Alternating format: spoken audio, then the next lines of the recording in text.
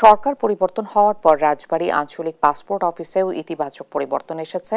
আরো জানাতে যুক্ত হচ্ছেন সহকর্মী শফিকুল ইসলাম শামীম। এই পরিবর্তনকে কিভাবে দেখছে সাধারণ মানুষ?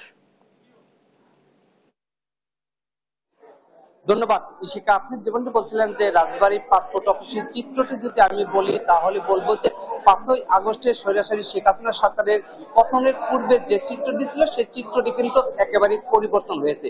5ই আগস্টের সরকার পরিবর্তন হওয়ার আগে এই রাজবাড়ী পাসপোর্ট অফিসে দুর্ভোগবিহীন কোনো পাসপোর্ট পাওয়া যেত না, এই চিত্রটি কিন্তু সাধারণ যারা ভুক্তভোগী বা সেবা প্রার্থীরা কিন্তু সেই চিত্রটি বলেছেন।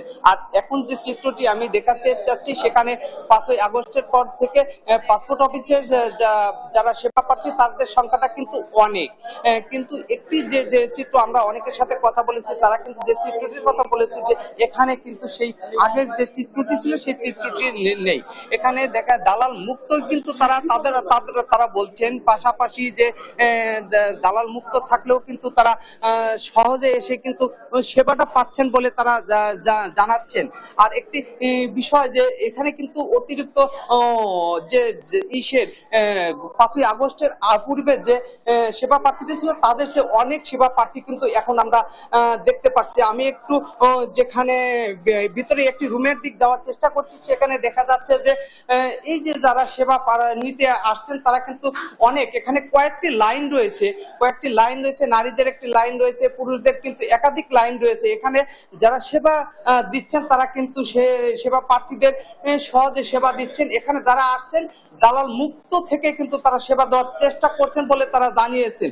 আর একটি বিষয় আমি বলতে চাচ্ছি যে যারা এখানে রয়েছেন আমি তাদের সাথে একজনের সাথে একটু কথা বলতে চাচ্ছি যে আপনারা তো সেবা প্রার্থীদের সেবা দিচ্ছেন, তো এখানে কেমন সেবা দিচ্ছেন?